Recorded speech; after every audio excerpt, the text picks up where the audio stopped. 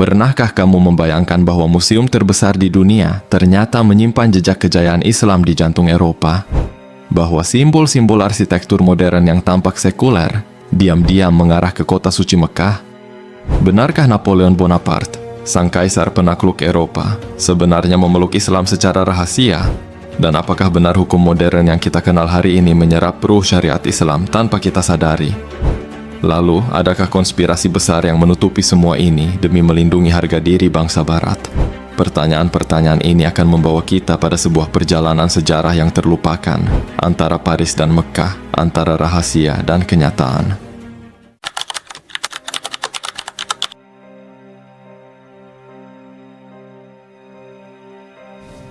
Museum Louvre, dari benteng perang menjadi pusat peradaban dunia.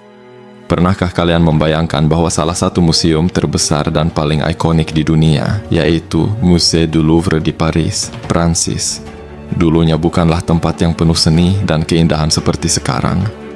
Jauh sebelum menjadi rumah bagi lukisan Mona Lisa dan artefak berharga lainnya, Museum Louvre adalah sebuah benteng yang dibangun karena ketakutan dan ancaman perang. Kita mundur ke abad ke-12, ketika Raja Prancis yang bernama Philippe Augustus memutuskan untuk membangun sebuah benteng pertahanan di tepi Sungai Seine, tepat di jantung kota Paris. Saat itu, Prancis merasa terancam oleh invasi bangsa Viking dan Inggris. Maka, dibangunlah benteng dengan menara tinggi dan dinding batu tebal. Tempat itu dinamai Louvre, yang hingga kini masih menjadi misteri arti katanya. Sebagian sejarawan menyebutnya berasal dari kata Latin lupara, yang berarti perangkap serigala. Namun sejarah tidak berhenti di situ.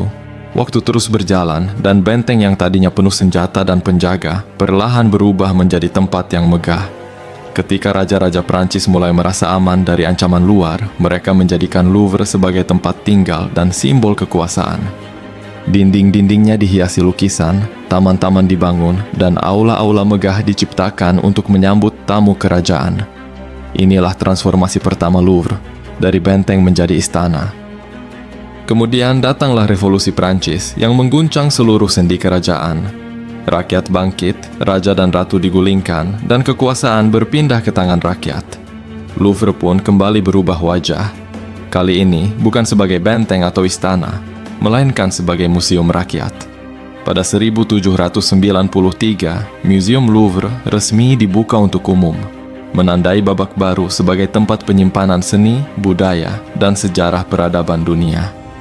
Namun, ada satu bagian yang tidak banyak disadari orang, yaitu bagaimana arsitektur Louvre menyimpan simbol dan jejak dari berbagai peradaban besar, termasuk peradaban Islam. Salah satu contohnya adalah kehadiran piramida kaca yang berdiri tegak di halaman tengah museum. Piramida ini dibangun pada tahun 1989 oleh arsitek keturunan Tionghoa Amerika, I.M. Pei, atas permintaan Presiden Perancis saat itu, François Mitterrand. Tapi, tahukah kalian bahwa desain piramida ini bukan hanya estetika semata? Piramida kaca tersebut terinspirasi langsung dari piramida Giza di Mesir, sebuah simbol kejayaan ilmu pengetahuan dan arsitektur umat manusia yang tidak bisa dilepaskan dari sejarah Islam. Mesir adalah tanah tempat berkembangnya ilmuwan Muslim ternama seperti Ibnu Sina, Al-Haytham, dan banyak lainnya. Maka, ketika elemen piramida Mesir dihadirkan di jantung Paris, itu bukan sekadar hiasan. Ada makna mendalam yang membawa Louvre lebih dekat dengan sejarah dunia Islam. Bahkan, jika kita perhatikan tata letak bangunan di sekelilingnya, seluruh kompleks Louvre seperti mengelilingi piramida tersebut, seolah-olah memberikan penghormatan. Banyak kalangan menyebut piramida ini sebagai pusat energi dari seluruh bangunan museum, pusat yang menyatukan berbagai kebudayaan dan peradaban yang dipamerkan di dalamnya. Tak hanya itu, di dalam Museum Louvre terdapat ratusan artefak dari dunia Islam, mulai dari kaligrafi Al-Quran, keramik dari Persia, ukiran dari Andalusia, hingga senjata dan pakaian dari Kekhalifahan Utsmaniyah. Semua itu membuktikan bahwa Islam pernah menjadi bagian penting dari peradaban dunia, bahkan hingga ke jantung Eropa. Jadi, ketika kita berbicara tentang Louvre, kita tidak hanya sedang membahas museum biasa. Kita sedang menyelami lapisan-lapisan sejarah tentang peperangan, kekuasaan, seni, dan spiritualitas. Louvre bukan hanya milik Perancis, tetapi milik dunia, tempat di mana peradaban Islam pun mendapat tempat yang terhormat. Dan mungkin saat kita berdiri di depan piramida kaca itu, kita tidak hanya melihat bayangan bangunan, tapi juga bayangan kejayaan Islam yang pernah bersinar di tanah Eropa.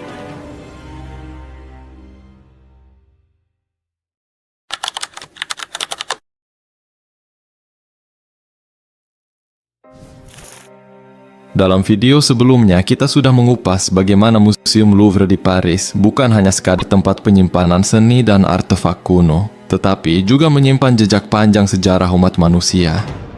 Nah, kali ini kita akan menggali lebih dalam. Karena di balik tembok-tembok tebal museum itu, ternyata tersimpan banyak jejak peradaban Islam yang jarang dibicarakan. Museum Louvre tidak hanya terkenal karena lukisan Mona Lisa atau patung Venus de Milo. Di balik itu semua, tersembunyi ribuan koleksi dari dunia timur dan dunia Islam. Bahkan, Museum Louvre memiliki satu bagian khusus yang dikenal dengan nama Departemen Seni Islam atau Department of Islamic Art, yang secara resmi dibuka pada tahun 2012. Ya, kamu tidak salah dengar. Sebuah ruang besar di pusat kota Paris didedikasikan hanya untuk menampilkan seni dan peninggalan Islam. Mari kita mulai dari desainnya dulu. Ruangan seni Islam di Louvre dirancang sedemikian rupa, dengan atap bergelombang yang menyerupai kain yang ditiup angin. Simbol ini dianggap mewakili semangat dunia Islam yang dinamis dan penuh warna. Saat pengunjung memasuki ruang tersebut, mereka seakan-akan dibawa menelusuri sejarah panjang dari dunia Islam yang membentang dari Spanyol, Afrika Utara, Timur Tengah, hingga ke India. Louvre memiliki lebih dari 18.000 artefak seni Islam, meskipun hanya sekitar 3.000 yang ditampilkan secara bergilir. Di dalamnya, pengunjung dapat melihat kaligrafi Al-Quran berusia ratusan tahun, manuskrip dari Andalusia, keramik Persia, lampu kaca dari masjid-masjid Damaskus, hingga baju zirah para pasukan Utsmaniyah. Setiap benda bukan sekadar benda mati, tapi adalah saksi bisu kejayaan Islam di masa lalu. Salah satu koleksi paling mengagumkan adalah Quran biru dari Kairouan, naskah langka dari abad ke-9 yang ditulis dengan tinta emas di atas velum berwarna biru tua. Koleksi lainnya termasuk mihrab dari Iran, potongan keramik mihrab, tempat imam memimpin sholat, yang dihiasi ornamen rumit dan ayat-ayat Al-Quran. Dan yang tak kalah menarik, ada pula jam matahari dari peradaban Islam yang menjadi bukti betapa umat Islam sangat memperhatikan waktu dan ilmu pengetahuan. Namun, mengapa semua ini penting? Mengapa koleksi ini menjadi bukti kuat bahwa Islam pernah berjaya di Eropa? Artefak-artefak ini bukan sekadar pajangan. Mereka adalah warisan dari zaman ketika Islam adalah peradaban yang paling maju di dunia dalam ilmu pengetahuan, seni, arsitektur, dan teknologi. Ketika Eropa masih bergelut dalam kegelapan abad pertengahan, dunia Islam telah mencatatkan kemajuan luar biasa. Dan sebagian dari jejak itulah yang kini disimpan dengan rapi di Louvre. Yang lebih menarik lagi, banyak artefak ini dulunya adalah bagian dari kehidupan spiritual dan keagamaan umat Islam. Namun kini, benda-benda itu berdiri di tengah museum di negeri yang mayoritas penduduknya non-Muslim. Sebuah ironi yang menyedihkan sekaligus membanggakan. Sedih karena artefak itu terpisah dari tempat asalnya, namun bangga karena dunia akhirnya mengakui betapa hebat dan besarnya peradaban Islam. Ada pula yang menyebut bahwa keberadaan koleksi Islam di Louvre bukan hanya bentuk pengakuan, tapi juga cara diam-diam dunia barat untuk menyimpan dan mempelajari kekayaan Islam. Karena mereka tahu, di balik ayat-ayat kaligrafi, di balik ornamen-ornamen masjid, dan di balik alat-alat astronomi umat Muslim, tersimpan ilmu dan spiritualitas yang luar biasa. Tak hanya itu, ada satu bagian lagi yang kerap luput dari perhatian pengunjung. Layout arsitektural Louvre itu sendiri, terutama setelah penambahan piramida kaca pada tahun 1989. Beberapa peneliti dan pecinta teori simbolisme menyebut bahwa tata letak kompleks Louvre seperti mengelilingi piramida kaca dengan struktur simetris yang sangat terencana. Piramida kaca itu sendiri yang menjadi pintu masuk utama dianggap sebagai simbol spiritual. Tidak sedikit yang menyebut bahwa desain tersebut menyimpan makna simbolis yang erat kaitannya dengan dunia timur dan pemikiran mistik Islam. Apakah semua ini kebetulan? Ataukah ini bentuk penghormatan tersembunyi terhadap peradaban yang pernah berjaya? Hanya Allah yang tahu. Satu hal yang pasti, ketika kita berjalan-jalan di dalam Museum Louvre, kita tidak sedang melihat masa lalu bangsa Prancis saja. Kita sedang menyaksikan sejarah peradaban dunia, termasuk sejarah Islam yang besar, indah, dan luar biasa. Jadi, jangan pernah merasa kecil hati. Jika hari ini Islam sedang difitnah dan dilemahkan, ingatlah bahwa dulu Islam pernah menjadi pusat dunia. Dan jejak kejayaan itu masih tertinggal di jantung kota Paris, di balik kaca, di balik batu, dan di balik diamnya sejarah.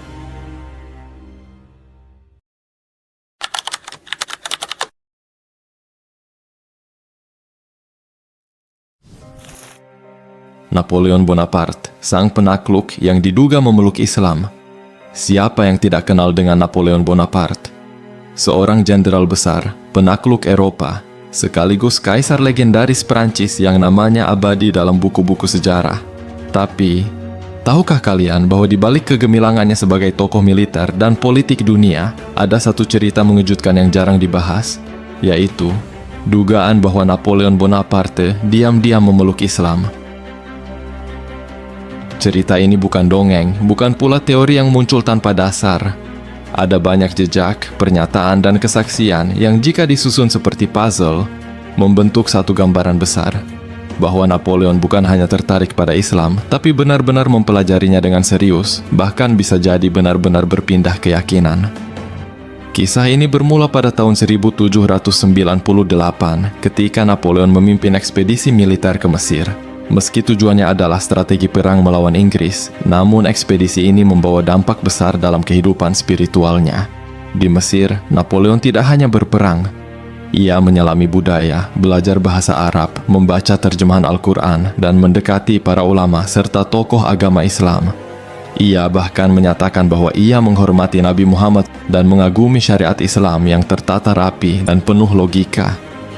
Dalam pidatonya di Mesir, Napoleon pernah berkata kepada rakyat setempat, "Aku lebih mencintai Islam daripada agama lain. Nabi Muhammad adalah tokoh besar yang layak diteladani, dan Al-Quran adalah kitab yang sempurna." Apakah ini sekadar strategi politik agar diterima oleh rakyat Mesir? Atau ucapan dari hati yang memang sedang mencari kebenaran? Disinilah kisah menjadi menarik. Beberapa sumber sejarah menyebut bahwa Napoleon mulai menjalani kehidupan yang lebih religius sepulang dari Mesir. Ia dikabarkan sering menyendiri, merenung, dan menunjukkan ketertarikan yang dalam pada ajaran Islam. Bahkan, surat kabar Eropa saat itu sempat menulis bahwa sang kaisar menjadi sangat keagamaan dan menjalani kehidupan spiritual yang tenang setelah kampanye Mesir. Tak berhenti di situ. Napoleon juga menciptakan sistem hukum yang terkenal, yaitu Code Napoleon atau Napoleonic Code, yang hingga kini menjadi dasar hukum modern di berbagai negara. Yang mengejutkan, banyak ahli hukum dan sejarawan menyebut bahwa struktur hukum ini memiliki kesamaan dengan prinsip-prinsip hukum Islam, terutama dalam hal warisan, keadilan sosial, dan hak milik. Apakah ini kebetulan? Ataukah Napoleon memang sedang mencoba mengintegrasikan nilai-nilai Islam ke dalam sistem pemerintahannya? Yang lebih mengejutkan lagi adalah pengakuan dari François de Beauharnais, seorang jenderal sekaligus tangan kanan Napoleon. Dalam salah satu dokumen pribadinya, disebutkan bahwa Napoleon mengucapkan 2 kalimat syahadat di Mesir, dipandu oleh salah satu ulama besar pada masa itu. François sendiri kemudian dikabarkan juga masuk Islam. Kesaksian ini mungkin tidak tercantum di buku sejarah resmi, tapi disimpan dalam jurnal pribadi dan catatan yang hanya diketahui segelintir orang. Namun, mengapa sejarah tidak mencatat ini secara resmi? Jawabannya bisa kita tebak: politik dan nasionalisme. Bayangkan jika seorang tokoh besar Prancis yang menjadi simbol kekuatan bangsa diketahui memeluk agama yang kala itu dianggap asing oleh rakyat Eropa. Tentu saja ini akan mengguncang stabilitas negara dan menimbulkan krisis identitas nasional. Maka, dugaan kuat muncul bahwa fakta-fakta ini sengaja dikaburkan atau bahkan dihapus dari narasi sejarah resmi. Beberapa sejarawan independen dan peneliti Muslim mencoba mengangkat kembali fakta ini ke permukaan. Salah satunya adalah Mustafa Meradlu, peneliti dari Institut Islam Prancis, yang menyebutkan bahwa Napoleon tidak hanya mempelajari Islam, tapi juga berniat membangun sistem kekhalifahan modern di Eropa, dimulai dari Prancis. Ia melihat bahwa Islam memiliki tatanan sosial dan politik yang bisa membawa stabilitas di tengah kekacauan Eropa pasca revolusi. Kisah ini memang penuh misteri dan konspirasi, tapi jika kita cermati, dari ucapan Napoleon, dari gaya hidupnya yang berubah, dari hukum yang ia ciptakan, hingga relasi eratnya dengan tokoh-tokoh Islam, semuanya menunjukkan bahwa Napoleon bukan sekadar tertarik pada Islam, tapi telah tersentuh oleh cahayanya. Mungkin itulah mengapa, meski ia tidak pernah mengumumkan secara resmi keislamannya, pengaruh Islam terlihat jelas dalam kebijakan dan cara pandangnya terhadap dunia. Lalu, bagaimana seharusnya kita menyikapi kisah ini? Apakah kita harus bersikeras membuktikannya? Atau cukup menjadikannya sebagai pelajaran bahwa hidayah bisa datang kepada siapa saja, bahkan kepada seorang kaisar Eropa sekalipun? Wallahu a'lam bishawab. Yang jelas, kisah ini menambah keyakinan kita bahwa Islam adalah agama yang mampu menyentuh hati siapapun, tanpa memandang pangkat, kekuasaan, atau kebangsaan. Dan mungkin saja, Napoleon adalah satu dari sekian banyak tokoh besar dunia yang diam-diam telah menemukan cahaya itu.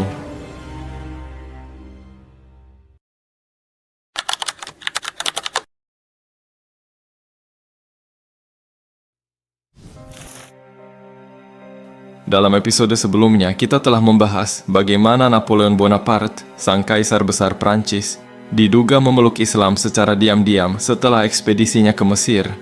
Kini, kita akan menelusuri jejak selanjutnya, sebuah warisan hukum legendaris yang disebut Code Napoleon atau Napoleonic Code, dan bagaimana hukum ini menyimpan napas-napas syariat Islam di dalamnya.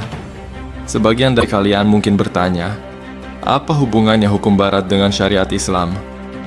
Pertanyaan itu wajar, karena selama ini kita mengenal hukum barat sebagai produk dari sekularisme dan pemikiran liberal. Tapi, jika kita gali lebih dalam, ternyata tidak sesederhana itu. Ada sesuatu yang tersembunyi di balik lembaran-lembaran hukum yang dibuat oleh Napoleon. Kode Napoleoni resmi diberlakukan pada tahun 1804 dan menjadi tonggak penting dalam sejarah hukum modern. Bahkan hingga kini, sistem ini masih menjadi dasar hukum di banyak negara, termasuk Prancis, Belgia, Italia, hingga ke bekas jajahan Prancis seperti Mesir, Aljazair, dan Tunisia. Tapi, tahukah kamu bahwa beberapa pasal dalam Napoleonic Code sangat mirip dengan prinsip-prinsip dalam syariat Islam? Mari kita lihat beberapa contohnya. Pertama, dalam Napoleonic Code disebutkan bahwa warisan dibagikan dengan ketentuan yang adil antar ahli waris, tidak berdasarkan kebangsaan atau status sosial. Ini sangat mirip dengan hukum waris Islam yang mengatur pembagian secara proporsional antara anak laki-laki, perempuan, istri, dan saudara. Dalam syariat, semua sudah terstruktur rapi, dan Napoleon tampaknya mengadopsi prinsip ini sebagai bagian dari sistem hukumnya.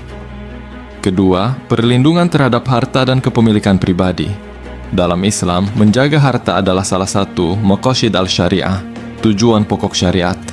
Dalam Napoleonic Code, kepemilikan pribadi dianggap sakral dan dilindungi oleh hukum negara. Bahkan, ada hukuman bagi siapapun yang mencuri, menipu, atau merampas harta orang lain. Lagi-lagi, ini selaras dengan prinsip dalam Al-Quran dan hadis Nabi Muhammad SAW. Ketiga, pemisahan antara hak publik dan hak privat.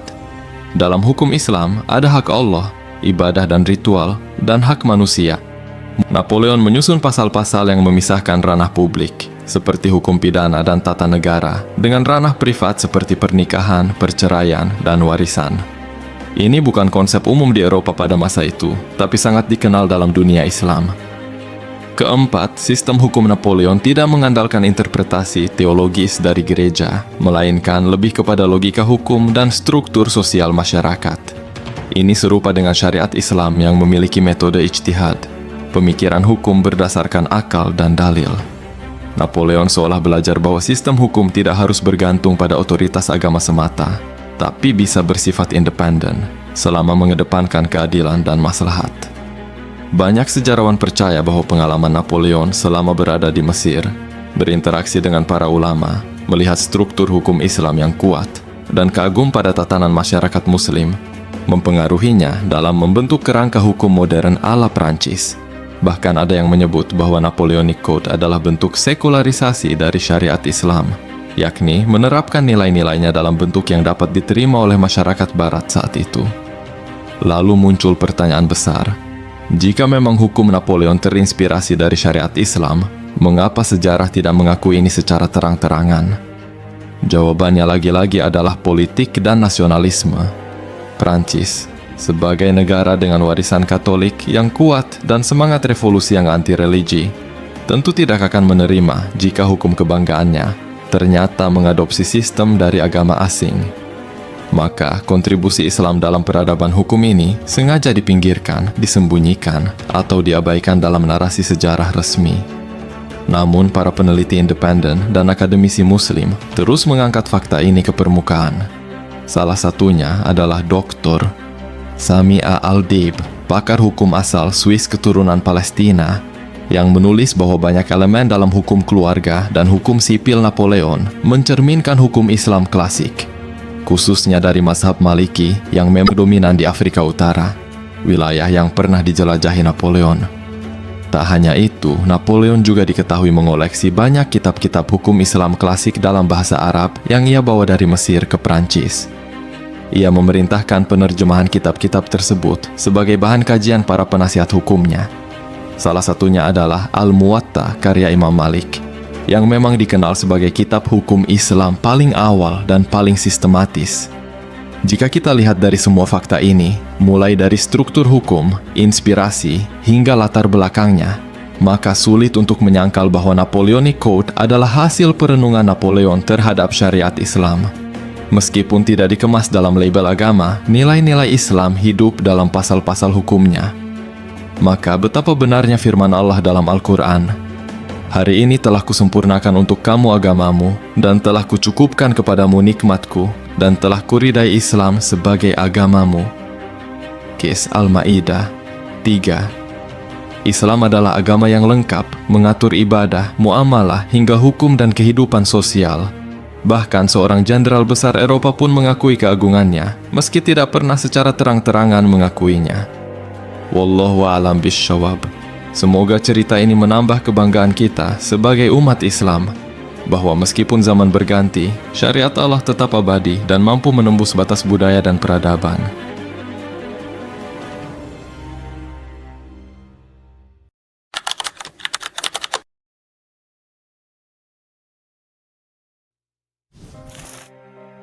Setelah kita membahas jejak Islam dalam hukum Napoleon, kini saatnya kita menelusuri sesuatu yang lebih simbolik, namun tak kalah mengejutkan. Kali ini, kita akan mengupas misteri aksis kemenangan atau Voie Triomphale, jalur arsitektural bersejarah di jantung kota Paris, yang menurut sebagian peneliti, secara lurus mengarah ke Mekah. Terdengar seperti teori konspirasi? Mungkin. Tapi mari kita ikuti petunjuk-petunjuknya satu persatu. Dan siapa tahu kita justru menemukan sesuatu yang jauh lebih dalam daripada sekadar simbol-simbol kota. Di pusat kota Paris berdiri Arc de Triomphe atau Gerbang Kemenangan. Monumen megah ini dibangun atas perintah Napoleon Bonaparte pada tahun 1806 sebagai bentuk penghormatan kepada para pasukan Prancis yang menang dalam pertempuran. Tapi monumen ini bukan hanya sekadar simbol nasionalisme atau militerisme. Ia adalah bagian dari sebuah jalur lurus yang sangat presisi, yang dikenal sebagai Voie Triomphale, jalur kemenangan. Jalur ini membentang dari Louvre Museum, melewati Taman Tuileries, Place de la Concorde, Champs-Élysées, dan akhirnya mencapai puncaknya di Arc de Triomphe. Namun Napoleon tidak berhenti di sana. Ia memimpikan sebuah poros lurus yang terus memanjang ke arah timur, bahkan melampaui batas kota Paris, menembus daratan Eropa, menyeberangi Laut Tengah, hingga menuju satu tempat, kota Mekah. Apa yang membuat poros ini begitu menarik? Menurut sejarawan Muslim dan peneliti arsitektur spiritual, jika garis lurus dari Louvre ke Arc de Triomphe ditarik terus ke arah timur tenggara menggunakan teknologi geospasial modern, garis ini akan mengarah langsung ke Mekah, bukan ke arah Baghdad, Damaskus, atau Yerusalem, tapi tepat ke Mekah, tanah suci umat Islam, tempat kelahiran Nabi Muhammad SAW, dan pusat kiblat seluruh muslim di dunia. Apakah ini kebetulan? Ataukah ada maksud tersembunyi dari Napoleon?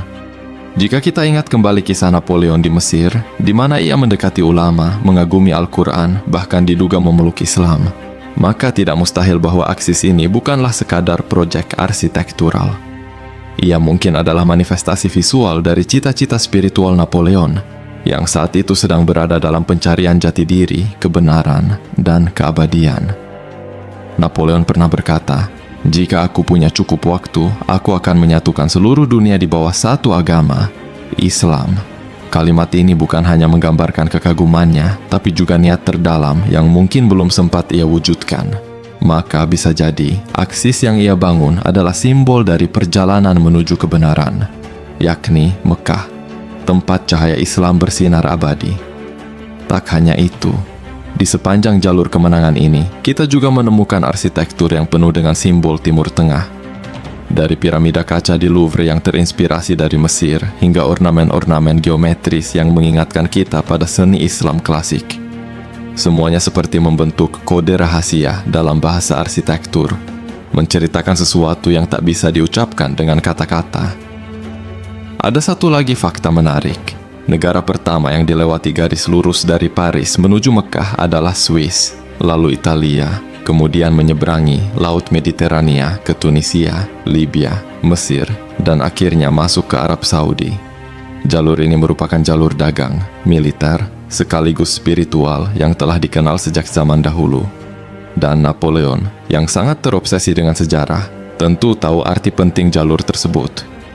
Sebagian besar sejarawan barat menganggap ini hanya teori simbolik. Tapi para peneliti muslim melihatnya dari sisi yang berbeda.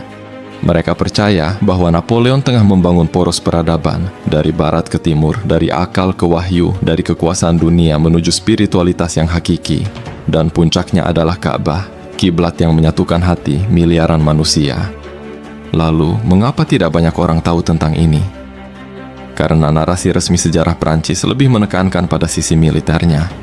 Arah ke Mekah dianggap tidak penting atau bahkan tabu untuk dibahas. Apalagi jika dikaitkan dengan Islam, agama yang saat itu masih dianggap asing dan berbahaya oleh masyarakat Eropa pasca revolusi.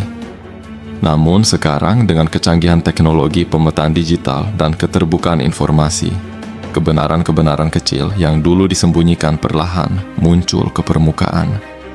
Kita bisa melihatnya, memverifikasinya, dan merenunginya.